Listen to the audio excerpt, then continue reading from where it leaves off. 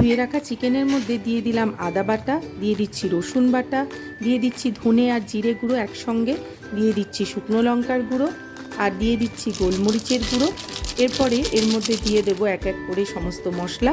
দিয়ে দিচ্ছি গরম মশলার গুঁড়ো, যেটা শাহি গরম মশলা, আর এর মধ্যে দিয়ে দিচ্ছি হলুদ গুঁড়ো, আর এর মধ্যে দিয়ে দিচ্ছি টক দই, আর সমস্ত মশলাই মোটামুটি এর মধ্যে চলে যাবে। আর দিয়ে দিচ্ছি স্বাদ অনুসারে লবণ। তারপরে হাত দিয়ে ভালো করে চিকেনগুলোকে এই সমস্ত মশলার সাথে মাখিয়ে নেব। বেশ ভালো করে মাখাবো যাতে সমস্ত চিকেনের গায়ে মশলাটা ভালো করে লেগে যায়। এই ম্যারিনেশনটা আধ ঘন্টা মতো রাখলেই চলবে। তারপর কড়াইতে সর্ষের তেল গরম করে সেই গরম সর্ষের তেল এই চিকেনটার মধ্যে দিয়ে দেবো। অন্যদিকে বাসমতি চাল ধুয়ে নিচ্ছি। আপনারা বুঝতেই পারছেন কিসের রেসিপি আজকে হতে চলেছে। আজকের রেসিপি কাচ্চি বিরিয়ানি।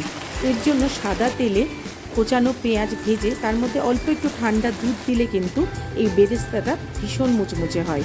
আপনারাও বাড়িতে এই টিপসটা একবার করে দেখবেন, বেরেস্তা কিন্তু অনেকক্ষণ মুচমুচে থাকবে।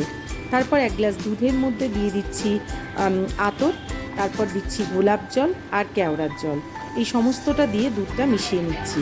অন্যদিকে আরেকটি ডেচকিতে বসিয়ে দিয়েছি গরম জল, যার মধ্যে একটু সাদা তেল দিলাম, আর দিয়ে দিলাম সমস্ত দুধের মধ্যে দেওয়া আতর গোলাপ জলের যেটা মিশ্রণ সেটা দিয়ে দিলাম জলের মধ্যেই।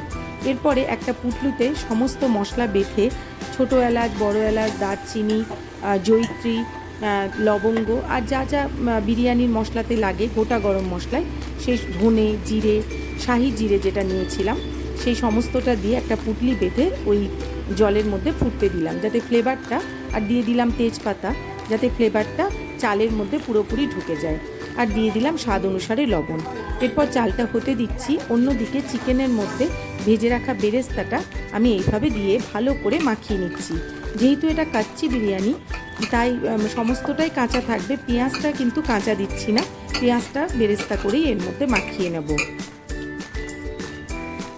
অন্যদিকে যে কড়াইতে আমি বিরিয়ানিটা করব, হ্যাঁ আমি কড়াইতেই করছি, ননস্টিক প্যানে, আপনারা চাইলে হাঁড়িতেও করতে পারেন।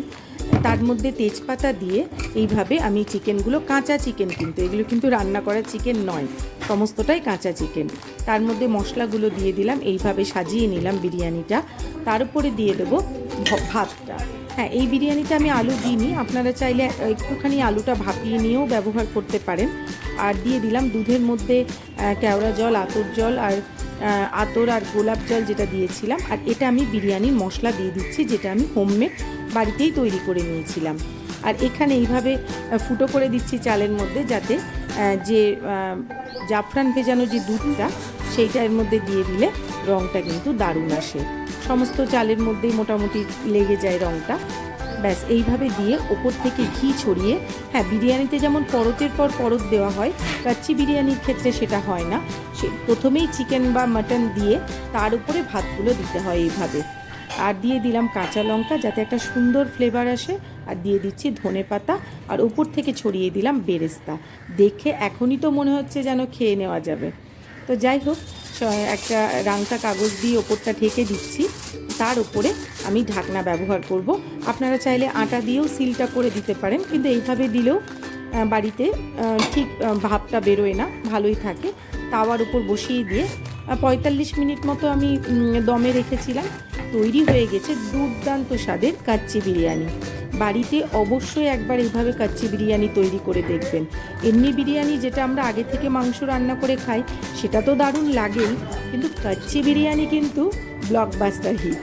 আমার বাড়িতে এই কাচ্চি বিরিয়ানি হওয়ার পর থেকে কেউ আর আগে যেভাবে বিরিয়ানি বানাতাম সেই বিরিয়ানি আর কেউ খেতে চাইছে না। আপনারাও বাড়িতে অবশ্যই ট্রাই করে দেখবেন কাচ্চি বিরিয়ানি।